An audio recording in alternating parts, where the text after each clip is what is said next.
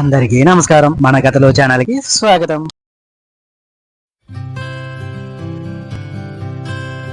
అందరికీ నమస్కారం. Welcome to మన కథలు ఛానల్.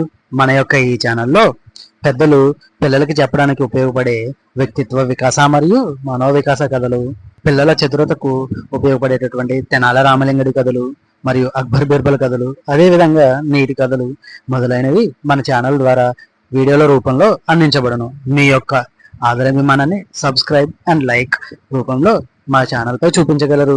మరి ఇంకెందుకు ఆలస్యం? మరి ఆలస్యం చేయకుండా మనం ఈ రోజు కథలోకి వెళ్ళిపోదామా? Yes, sir. Yes, sir. ఈ రోజు మనం చెప్పుకోబోయే కదా పాలన అసహించుకున్న పిల్లి. విజయనగరంలో ఒకసారి ఎలుకలు కోకొల్లలుగా పెరిగిపోయాయి. అవి ప్రజలకు పెద్ద తలనొప్పిగా మారాయి. ఆహారాన్ని పాడు చేస్తున్నాయి, పుస్తకాలను కొరికేస్తున్నాయి, బట్టలను కొట్టేస్తున్నాయి. రాయలకి తెనాలి రామకృష్ణుడికి కూడా ఈ సమస్య చికాకు తెప్పించింది. రాజు ఓ సమావేశాన్ని ఏర్పాటు చేసి, మనకి ఎలుకల బిడద ఎక్కువగా ఉంది, తక్షణం మనం ఏదో ఒకటి చేయాలి, పిల్లుల్ని ఎక్కువగా పెంచితే బాగుంటుందని నా ఉద్దేశం అన్నాడు రాయలవారు. కృష్ణదేవరాయల వారి పండితుల్లో ఒక పండితుడు కలగ చేసుకొని, ప్రభు, పిల్లుల్ని పెంచాలంటే మనకి పాలు కావాలి, అందరికీ ఇలా దగ్గర ఆవులు ఉండవు అన్నాడు. రాజు అయితే సరే, ప్రజలకు పిల్లులతో పాటు ఆవులు కూడా ఇవ్వండి, అప్పుడు పిల్లుల పోషణకు కావలసిన పాలు అందరికీ ఉంటాయి అన్నాడు. ప్రజలకు ఆవుల్ని పిల్లుల్ని సరఫరా చేశారు. పిల్లుల్ని పోషించడంతో పాటు తాము తాగడానికి పాలు కూడా సమృద్ధిగా ఉంటాయని ప్రజలు సంతోషించారు. తెనాలి రామకృష్ణుడికి కూడా ఒక పిల్లిని ఆవుని ఇచ్చారు.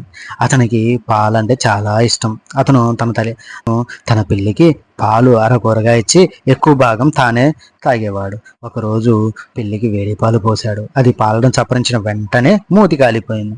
అక్కడి నుంచి పారిపోయింది. తెనాలి దాన్ని చూసి కొంటిగా నవ్వుకున్నాడు. అలా ప్రతిరోజు చేసేవాడు. తిరిగేసరికి తెనాలి రామకృష్ణుడి యొక్క పిల్లి చాలా బక్కగా అయిపోయింది.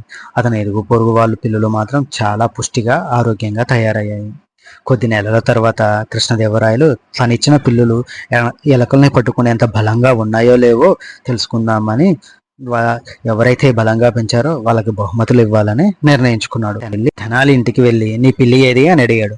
తెనాలి ఓ మూల పడుకుని ఉన్న పిల్లిని చూపించాడు. బక్క చెక్కి ఉన్న ఆ పిల్లిని చూసి రాయలు కస్సుమన్నాడు. తెనాలి, ప్రభు, నన్ను నమ్మండి, ఈ పిల్లి పాలు తాగదు అన్నాడు. రాజు అతన్ని నమ్మలేదు. తన ఆజ్ఞను ఉల్లంఘించినందుకు చెరసాలకు పంపిస్తాను అన్నాడు. కానీ తెనాలి, ఈ పిల్లి పాలు తాగదని రుజువు చేస్తాను అన్నాడు.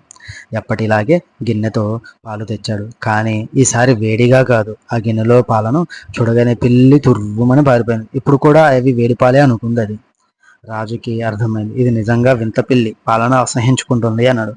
ఆ విధంగా తెనాలి రామకృష్ణుడు రాయలవారిని ఆట పట్టించి పాలు తానే తాగేసేవాడు. ఇది ఈ రోజు కథ. ఇలాంటి మరిన్ని కథలతో మళ్ళీ మేము ముందుకు వస్తాను. మా యొక్క ఈ కథల ఛానల్ మీకు నచ్చినట్లయితే లైక్ చేయండి, షేర్ చేయండి, సబ్స్క్రైబ్ చేయండి. అదేవిధంగా మీలా మరో నలుగురితో మన ఛానల్ని సబ్స్క్రైబ్ చేయించండి. ధన్యవాదాలు. ఉంటాను మరి.